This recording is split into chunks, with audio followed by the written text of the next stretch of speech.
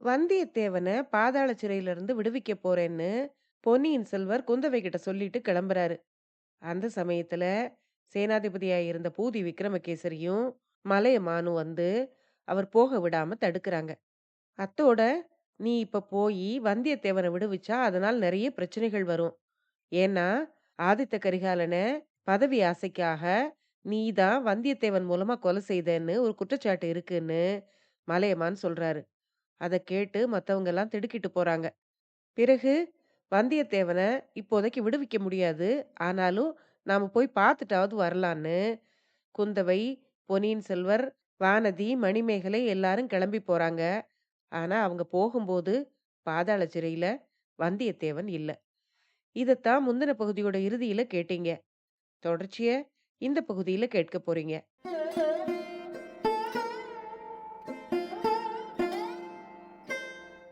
அனைவருக்கும் வணக்கம். நீங்கள் கேட்டுக்கொண்டிருப்பது கதை ரேடியோ தமிழ். அமரர் கல்கி அவர்கள் எழுதிய பொன்னியின் செல்வன் நாவலுடைய இறுதி பாகமான 5வது பாகத்தை கேட்டுட்டு இருக்கீங்க. இதுவரைக்கும் 53 அத்தியாயங்களை கேட்டிருக்கீங்க. தொடர்ச்சிய இந்த பகுதியில கேட்க போறீங்க. கதை ஆரம்பிக்கிறதுக்கு முன்னால சேனலுக்கு வந்திருக்கிற எல்லாருக்கும் என்னுடைய அன்பான வரவேற்புகள். இப்ப வாங்க கதைக்குள்ள போகலாம். அத்தியாயம் 54 பினாகபாணியின் வேலை. வைத்தியர் மகன் பினாகபாணி அரசாங்கத்தில் பெரிய பதவிக்கு வருவதென்று தீர்மானம் செய்திருந்தான். வந்தியத்தேவனை சந்தித்த நாளிலிருந்து அவனுடைய உள்ளத்தில் இந்த ஆசை தோன்றி கொழுந்துவிட்டு ஓங்கி வளர்ந்து கொண்டிருந்தது. இதற்கு முன் அவன் ஈடுபட்ட சில காரியங்களில் அவன் அவ்வளவாக வெற்றி பெறவில்லை. அந்த சமயத்தில் முதல் மந்திரி அனிருத்தர் அவனை கூப்பிட்டு அனுப்பி கோடிக்கரைக்கு சென்று ஊமை ராணியை பிடித்து கொண்டு வரும்படி அனுப்பிய போது இனி தான் பெரிய பதவிக்கு வருவது நிச்சயம் என்று அவன் முடிவு செய்து கொண்டான். அந்த காரியத்தை எப்படியாவது சரிவர நிறைவேற்றிவிட்டால் போதும். முதல் மந்திரியின் தயவினால் அவன் அடையக்கூடாதது ஒன்றுமில்லை. பிறகு முதல் காரியமாக வந்தியத்தேவனை ஒரு கை பார்க்க வேண்டும். அப்புறம் பூங்குழலியின் கர்வத்தையும் அடக்கி ஒடுக்கிவிட வேண்டும். இந்த மாதிரி ஆகாச கோட்டைகள் கட்டிக்கொண்டு பினாகபாணி கோடிக்கரை சென்றான். அங்கே கோடிக்கரையில் ராக்கம்மாளை மெல்ல வசப்படுத்தி கொண்டான். அவள் அவனிடம் ஏமாந்து போனாள். ஆபத்துதவி கூட்டத்தைச் சேர்ந்தவன் அவன் என்று எண்ணிக்கொண்டு அவர்களுடைய முயற்சிகளைப் பற்றி அவனிடம் பேசினாள். அவளுடைய உதவியைக் கொண்டு ஊமை ராணியை கண்டுபிடித்து தஞ்சை கோட்டை வாசல் வரையில் கொண்டு வந்து சேர்த்தான் அவன். இந்த பிரயாணத்தின் போதெல்லாம் பினாகபாணியின் உள்ளம் வேலை செய்து கொண்டே இருந்தது. ஊமை ராணி சம்பந்தமான ரகசியங்களை அறிய முயற்சி செய்து கொண்டே இருந்தான். பாதாள சிறையில் அவன் ஒரு நாள் அடைபட்டிருந்த போது அங்கிருந்த பைத்தியக்காரன் ஒருவன் கூறிய விவரங்கள் அப்போது அவனுக்கு நினைவுக்கு வந்தன.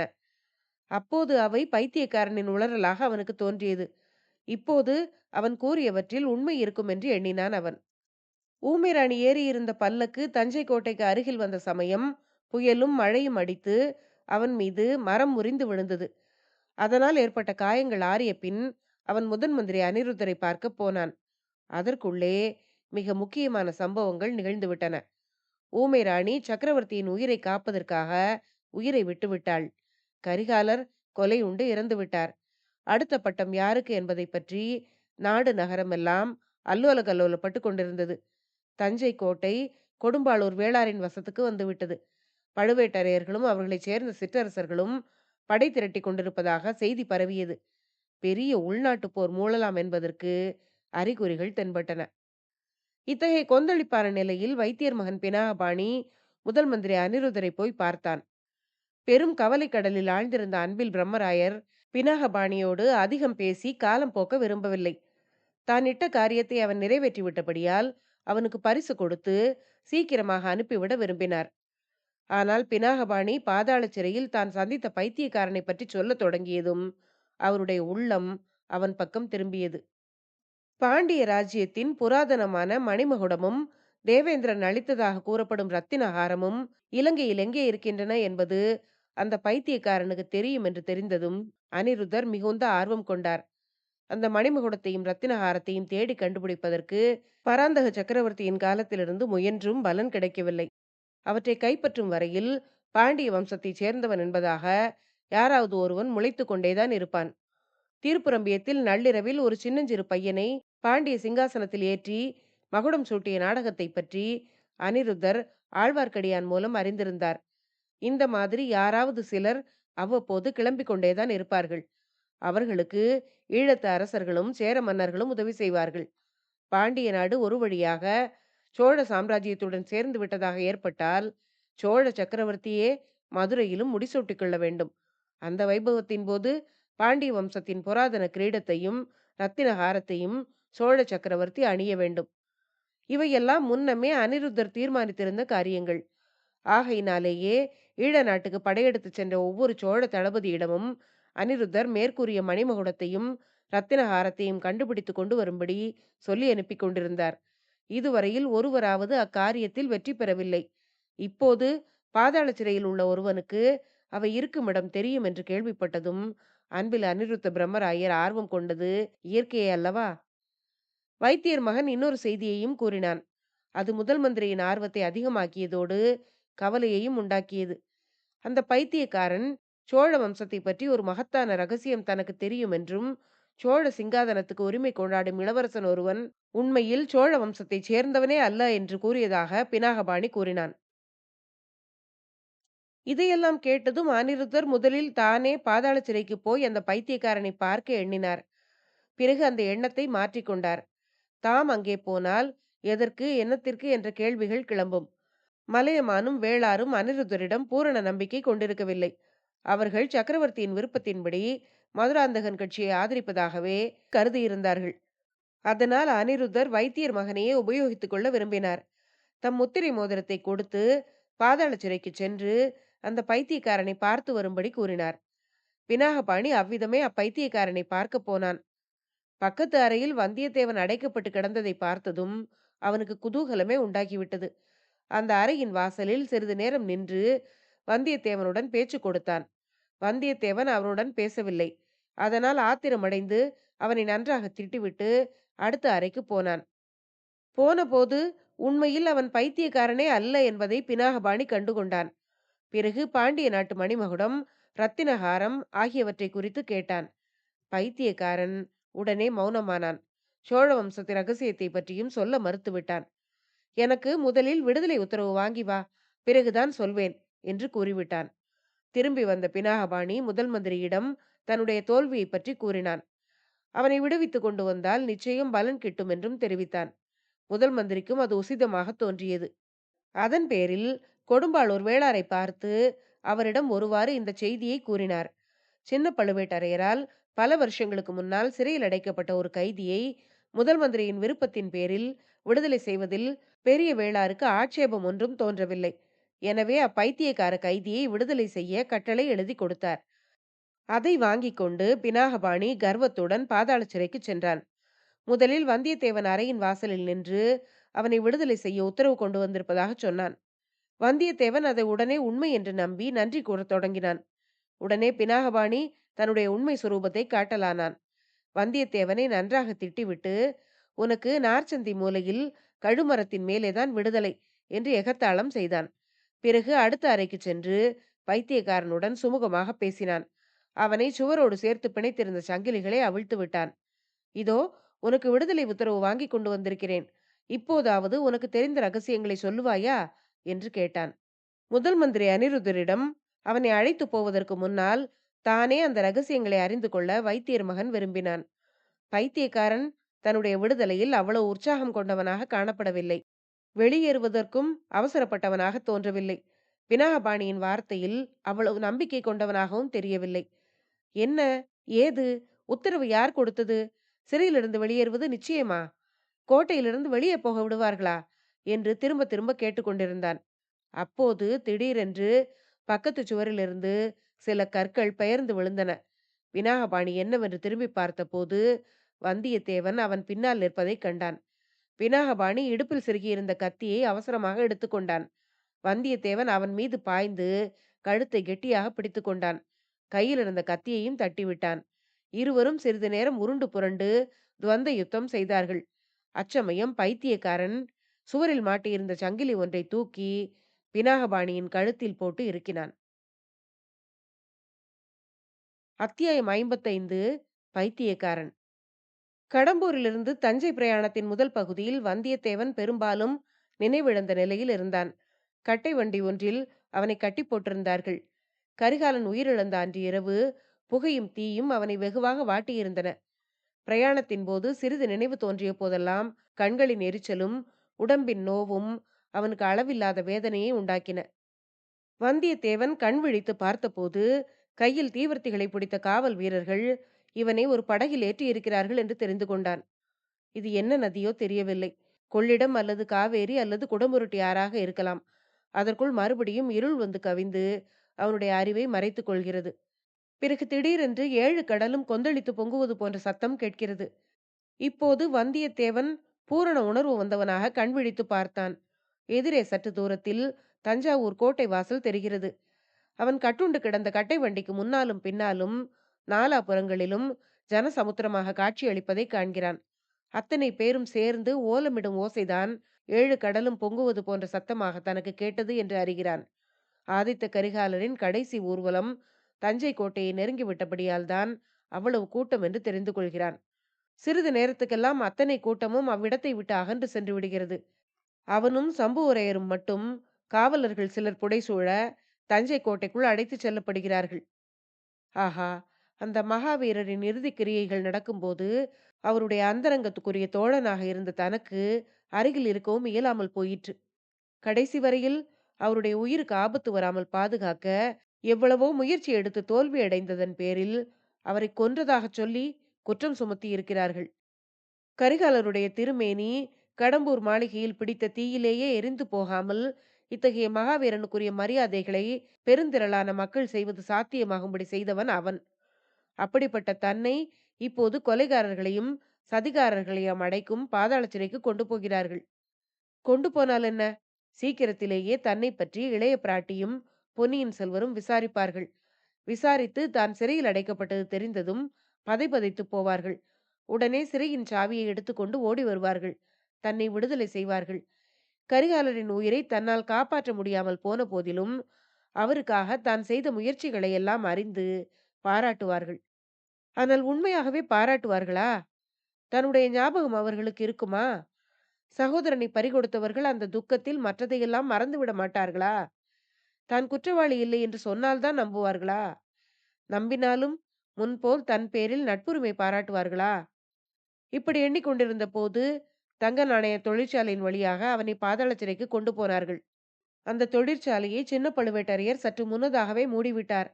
புதிதாக சிறைக்கு வந்த இருவரையும் மற்றவர்கள் வெறிக்க வெறிக்க பார்த்தார்கள். ஒருவரோடொருவர், இவன்தான் கடம்பூர் சம்புவரையன், இவன் வாணர் குலத்து வந்தியத்தேவன், இளவரசரை கொன்ற சண்டாளர்கள் என்று பேசிக்கொண்டது வந்தியத்தேவனின் காதில் விழுந்தது. வந்தியத்தேவனை ஒரு தனி அறையில் அடைத்து பூட்டிவிட்டு காவலர்கள் சென்றபோது அவனுடைய நம்பிக்கை முழுதும் போய்விட்டது. அங்கிருந்து தான் விடுதலையாகப் போவதில்லை. உயிர் போன பிறகுதான் உடலை ஒருவேளை அங்கிருந்து அப்புறப்படுத்துவார்கள் என்று எண்ணிக்கொண்டான். சின்ன பழுவேட்டரையருக்கு முன்னமே தன் பேரில் சந்தேகம். பார்த்திபேந்திரனுக்கோ தன் பேரில் ஒரே துவேஷம். கிழவன் மலையமானுக்கு பார்த்திபேந்திரன் பேச்சில்தான் நம்பிக்கை. பழுவேட்டரையர்கள் பரிந்து பேசி சம்புவரையர் பேரில் குற்றமில்லை என்று சீக்கிரத்தில் விடுதலை செய்து விடுவார்கள். தன்னை விடுதலை செய்வதற்கு யார் அக்கறை எடுத்துக் கொள்ளப் போகிறார்கள்? ஒருவரும் இல்லை. தன் பேரில் கொலை குற்றமே சாட்டி விடுவார்கள். குற்றம் சாட்டி பகிரங்கமாக விசாரணை செய்வார்களா? விசாரித்தால் அவன் உண்மையை எடுத்துச் சொல்லி பார்க்கலாம். இல்லை இல்லை, விசாரணையே செய்ய மாட்டார்கள். விசாரணை நடத்தினால் நந்தினியை பற்றியும் ரவிதாசன் கூட்டத்தை பற்றியும் உண்மை வெளியாக வேண்டியிருக்கலாம். அதையெல்லாம் யாரும் விரும்ப மாட்டார்கள். தன்னை அச்சிறையிலேயே கிடந்து சாகும்படி விட்டு விடுவார்கள். அல்லது விசாரணை ஒன்றுமின்றி கரிகாலரை கொன்றவன் என்பதாக தீர்மானித்து நார்ச்சந்தியில் கொண்டு போய் கழுமரத்தில் ஏற்றி விடுவார்கள். இவ்வாறெல்லாம் எண்ணி எண்ணி ஏக்கமடைந்து செயலற்று உட்கார்ந்திருந்தான் வந்தியத்தேவன். அந்த சமயத்தில் பக்கத்து அறையில் யாரோ தொண்டையை கனைப்பது கேட்டது. சற்று நேரத்துக்கெல்லாம் கர்ண கடூரமான குரலில் பொன்னார் மேனியனே என்ற தேவார பாடலும் கேட்டது. வந்தியத்தேவனுக்கு உடனே சேந்தன் அமுதனுடைய ஞாபகம் வந்தது. இப்போது பாடியவன் அவன் இல்லை. சேந்தன் அமுதனுடைய குரல் தெய்வீகமான இனிமை பொருந்தியது. இப்போது பாடுகிற குரல் கர்ண கடூரமானது. ஆயினும் அதே பாடலை இங்கே பாதாள சிறையில் இருப்பவன் பாடும் காரணம் என்ன? சிவசிவா, காதால் கேட்க முடியவில்லை. பாதாள சிறையில் அடைப்பட்டிருப்பது போதாது என்று இந்த அபூர்வமான சங்கீதத்தை கேட்கும் தண்டனை வேறா என்று நினைத்துக் கொண்டே, யாரப்பா அங்கே என்றான் வந்தியத்தேவன். நான் தான் பைத்தியக்காரன் என்று பதில் வந்தது. அப்பா பைத்தியக்காரா, கருணை கூர்ந்து உன் பாட்டை நிறுத்து.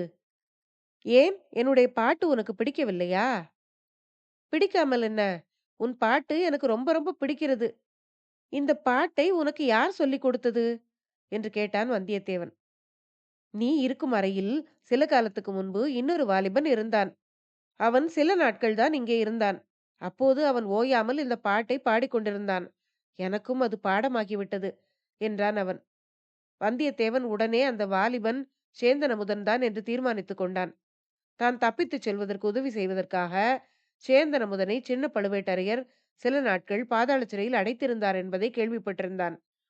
இந்த அறையில் இருந்தவன் அவனாகத்தான் இருக்க வேண்டும். ஆஹா, சேந்தன் அமுதன் எவ்வளவு தங்கமான பிள்ளை! எத்தகைய அருமையான சிநேகிதன்! இந்த அறையில் சில நாட்கள் இருந்த வாலிபன் யார் என்று உனக்கு தெரியுமா என்று வந்தியத்தேவன் அடுத்த அறையில் இருந்தவனிடம் கேட்டான். தெரியாமல் என்ன? அவன் பெயர் சேந்தன் அமுதன். யாரோ ஒரு ஊமைச்சியின் மகனாம். உண்மையில் அவன் யார் என்பது மட்டும் உலகத்துக்கு தெரிந்தால் தெரிந்தால் என்ன ஆகும்? உலகமே தலைகீழாக போய்விடும்.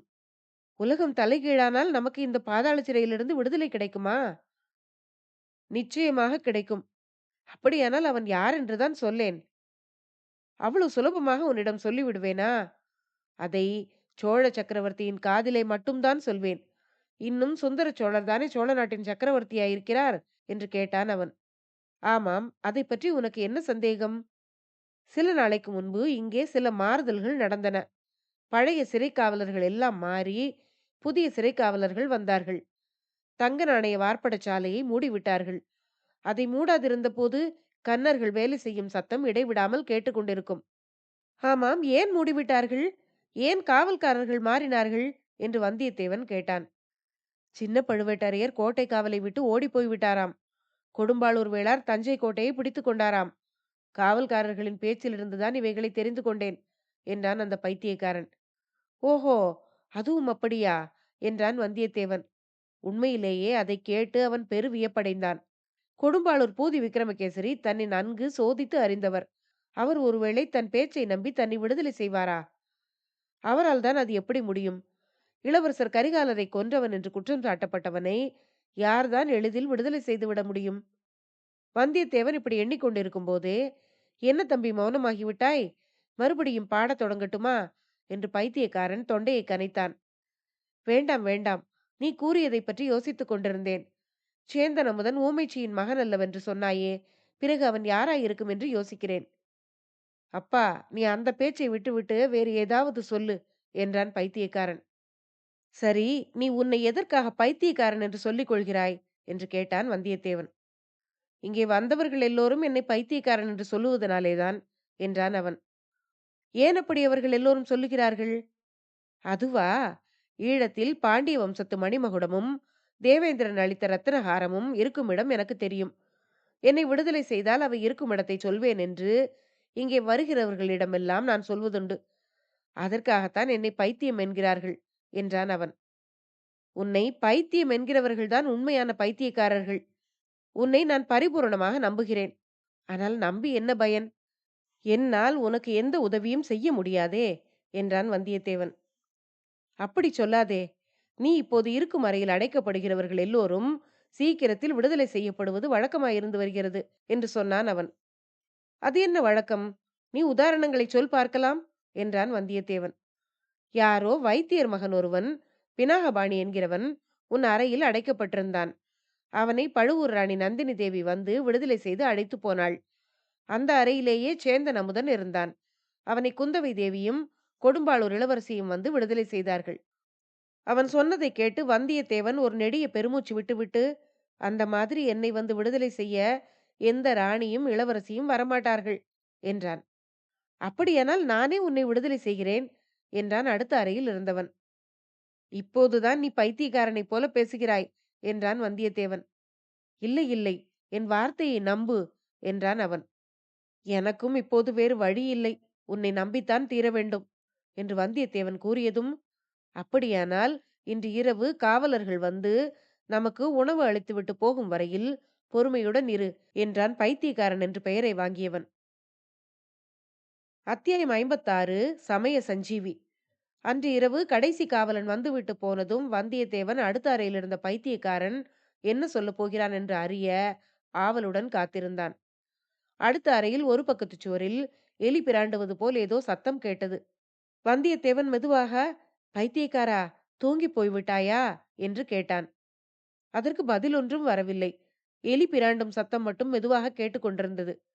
சற்று நேரத்துக்கெல்லாம் சுவரிலிருந்து சில கற்கள் பெயர்ந்து விழுந்து துவாரம் ஒன்று உண்டாயிற்று. அதன் வழியாக பைத்தியக்காரன் குரல், அப்பனே, தூங்கிவிட்டாயா என்று கேட்டது. இல்லை, தூங்கவில்லை, உனக்காகத்தான் காத்திருக்கிறேன். இது என்ன வேலை என்றான் வந்தியத்தேவன். இது 6 மாதத்து வேலை. அதற்கு முன்னால் என் கைச்சங்கிலியை தரித்துக் கொள்வதற்கு 6 மாதம் பிடித்தது என்றான் பைத்தியக்காரன். சற்று நேரத்துக்கெல்லாம் துவாரத்தை இன்னும் பெரிதாக செய்து கொண்டு வந்தியத்தேவனுடைய அறைக்குள்ளே அவன் புகுந்தான். வந்தியத்தேவன் அவனுடைய கரங்களை பிடித்து இறக்கிவிட்ட பிறகு, இவ்வளவு கஷ்டப்பட்டு இந்த சுவரில் துவாரம் செய்தாயே, இதில் என்ன பயன்? வெளிச்சுவரில் துவாரம் போட்டாலும் பயன் உண்டு என்றான். இங்கிருந்து வெளிச்சுவர் என்பதே கிடையாது. புலிக்கூண்டு அறையின் வழியாகத்தான் வெளியேற முடியும். இந்த அறை சில சமயம் காலியாக இருப்பதுண்டு. அப்போது பூட்டப்படாமலும் இருக்கும். ஆகையால் என் அறையிலிருந்து தப்பிச் செல்வதை விட இங்கிருந்து தப்புவது சுலபம். இன்றைக்கு வந்த என்னை நம்பி இதை வெளிப்படுத்தி விட்டாயே, நான் உன்னை காட்டிக் கொடுத்து விட்டால் என்ன செய்வாய்? அப்பா, ஒருவரை நம்பலாம் நம்பக்கூடாது என்பதை குரலிலிருந்தே கண்டுபிடிக்கலாம். நான் சேந்தன் அமுதனை நம்புவேன், ஆனால் பினாகபாணியை நம்ப மாட்டேன். உன் குரலிலிருந்து உன்னை நம்பலாம் என்று முடிவு செய்தேன். மேலும் தப்பிச் செல்லும் காரியம் இப்போது நடந்தால்தான் நடந்தது. சரியான சந்தர்ப்பம் இதுதான். தப்பிக்க ஒருவனாக முயற்சி செய்வதைக் காட்டிலும் 2 பேராக முயற்சி செய்வது எளிது. நீ என்னைப் போல் இல்லை, புதிதாக வந்தவன். நல்ல திடகாத்திரனாய் இருக்கிறாய். 2 காவலர்களை நாம் இருவரும் கட்டி போட்டுவிட்டு அவர்களிடமிருந்து சாவிகளை பிடுங்கிக் கொண்டு வெளியேறலாம் அல்லவா? நீ சொல்வது நல்ல யோசனைதான். ஆனால் எப்போது புறப்படலாம் என்று கேட்டான் வந்தியத்தேவன். கொஞ்சம் பொறு, சரியான சமயம் பார்த்து சொல்கிறேன் என்று கூறிவிட்டு அந்த பைத்தியக்காரன் அவன் சிறையில் இருந்த காலத்தில் வெளி உலகில் நடந்த முக்கியமான சம்பவங்களை எல்லாம் வந்தியத்தேவனிடம் கேட்டு தெரிந்து கொண்டான். ஆதித்த கரிகாலர் இறந்தார் என்று கேட்டதும், ஆஹா, அப்படியானால் நாம் இப்போது வெளியேறுவது மிக முக்கியம் என்றான். ஏன் அப்படி சொல்லுகிறாய் என்று வந்தியத்தேவன் கேட்டான். அடுத்தபடி ராஜ்யத்துக்கு யாரையாவது இளவரசு பட்டம் கட்ட வேண்டும் அல்லவா என்று அந்த பைத்தியக்காரன் கேட்டதும், இளவரசு பட்டம் என்ன? சக்கரவர்த்தி உடல் நோயினாலும் மனச்சோர்வினாலும் பீடிக்கப்பட்டிருக்கிறார். ராஜ்யபாரத்தை அடியோடு விட்டு நீங்க விரும்புகிறார். சிற்றரசர்கள் சிலர் மதுராந்தகருக்கு பட்டம் கட்ட விரும்புகிறார்கள். மற்றும் சிலர் பொன்னியின் செல்வருக்கு மகுடம் சூட்ட விரும்புகிறார்கள். ஆமாம், சக்கரவர்த்தியின் கருத்து என்ன என்று கேட்டான் பைத்தியக்காரன். ராஜ்யத்தில் வீண் சண்டை ஏற்படாமல் தடுக்கும் பொருட்டு மதுராந்தகர் சிங்காதனம் ஏறுவதையே சக்கரவர்த்தி விரும்புகிறாராம். வந்தியத்தேவன் இப்படி கூறியதை கேட்டதும், அப்படியானால் நாம் சீக்கிரத்தில் வெளியேற வேண்டியது ரொம்ப ரொம்ப அவசியம் என்றான் அந்த பைத்தியக்காரன். பிறகு ஈழ நாட்டில் பாண்டியர் மகுடமும் ரத்தினஹாரமும் இருக்குமிடம் பற்றி தான் தெரிந்து கொண்ட விதத்தை விவரமாக கூறினான். சோழகுலத்து ரகசியத்தை பற்றி மட்டும் வந்தியத்தேவன் கேட்டதற்கு, அதை இப்போது சொல்ல மாட்டேன். இருவரும் தப்பி பிழைத்து வெளியேறினோமானால் அப்போது சொல்லுவேன். இல்லாவிடில் அந்த ரகசியம் என்னோடு மடிய வேண்டியதுதான் என்றான். வந்தியத்தேவனுடைய உள்ளம் அதை கேட்டு தீவிரமான சிந்தனையில் ஆழ்ந்தது. அந்த பைத்தியக்காரன் சொல்லக்கூடிய அத்தகைய ரகசியம் என்னவா இருக்கும் என்று ஊகிக்க பார்த்தான் அவன். பற்பல நிழல் போன்ற நினைவுகள் அவனுடைய மனத்திரையில் தோன்றி மறைந்தன. சற்று நேரத்தில் வைத்தியர் மகனை பார்த்ததும் வந்தியத்தேவனுக்கு தூக்கி வாரி போட்டது. தானும் அடுத்த அறையில் உள்ளவனும் சேர்ந்து செய்திருக்கும் யோசனைக்கு அவன் தடை போட்டு விடுவானோ என்று அவன் கவலைப்பட்டான். பினாகபாணியின் நயவஞ்சக பேச்சை அவன் நம்பவில்லை. அவனும் பைத்தியக்காரனும் இந்த விஷயத்தில் ஒரு மனமுடையவர்களாய் இருந்தார்கள். ஏதோ கெட்ட எண்ணத்துடனேதான் பினாகபாணி வந்திருக்கிறான் என்று முடிவு செய்து கொண்டார்கள். ஒருவரை சிறையில் விட்டுவிட்டு இன்னொருவர் வெளியேறி போவதில்லை என்று சபதம் எடுத்துக் கொண்டார்கள். மறுபடியும் பினாகபாணி வந்தால் என்ன செய்கிறது என்றும் தீர்மானித்துக் கொண்டார்கள். எனவே 2வது தடவை பினாகபாணி வந்தபோது இருவரும் முன்ஜாக்கிரதையாக இருந்தார்கள். பைத்தியக்காரனிடம் முத்திரை மோதிரத்தை காட்டி அவனுடைய ரகசியத்தை சொல்லும்படி வைத்தியர் மகன் கேட்டுக்கொண்டிருந்த போது வந்தியத்தேவன் 2 அறைகளுக்கும் நடுவில் சுவரில் ஏற்கனவே செய்திருந்த துவாரத்தின் வழியாக ஓசைப்படாமல் புகுந்து அந்த அறைக்குள்ளே வந்தான். பினாகபாணி திரும்பி அவனை தாக்கவே இருவரும் துவந்த யுத்தம் செய்தார்கள். அவனுடைய உடம்பில் நெருப்பு சுட்ட புண்கள் இன்னும் நன்றாக ஆறாதபடியாலும், காளாமுக ராட்சதன் அவனுடைய தொண்டையை பிடித்து அமுக்கிய இடத்தில் இன்னும் வலித்துக் கொண்டிருந்தபடியாலும், துவந்த யுத்தம் சற்று நேரம் நீடித்தது. அச்சமயத்தில் பைத்தியக்காரன் கையில் சங்கிலியுடன் வந்து அதை பினாகபாணியின் கழுத்தில் போட்டு இறுக்கினான். பினாகபாணி கீழே விழுந்தான்.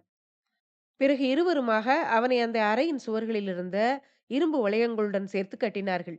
அப்படி கட்டும் போதே வந்தியத்தேவன், பினாகபாணி, நாம் இருவரும் சக்கரவர்த்தியை குணப்படுத்துவதற்காக சஞ்சீவி மூலிகையை தேடி ஈழ நாட்டுக்கு போனோமே, நினைவிருக்கிறதா? அப்போது நாம் சஞ்சீவி கொண்டு வருவதில் வெற்றி பெறவில்லை. ஆனால் இப்போது எங்களுக்கு சமய சஞ்சீவியாக நீ வந்து சேர்ந்தாய். இந்த உதவிக்காக மிக்க வந்தனம். வைத்தியர் மகனாகிய நீ இனிமேல் வைத்தியத்துடன் நிற்பது நல்லது. ஒற்றன் வேலையில் தலையிட்டு ஏன் வீணாக கஷ்டத்தை விலைக்கு வாங்குகிறாய் என்று கேட்டான். பினாகபாணி அதற்கு ஒன்றும் பதில் சொல்லவில்லை.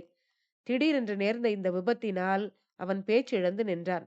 ஆனால் அவனுடைய கண்கள் மட்டும் கோபக்கனலை கக்கின என்பது அவன் கொண்டு வந்து கீழே போட்டிருந்த தீவர்த்தி வெளிச்சத்தில் நன்றாக தெரிந்தது.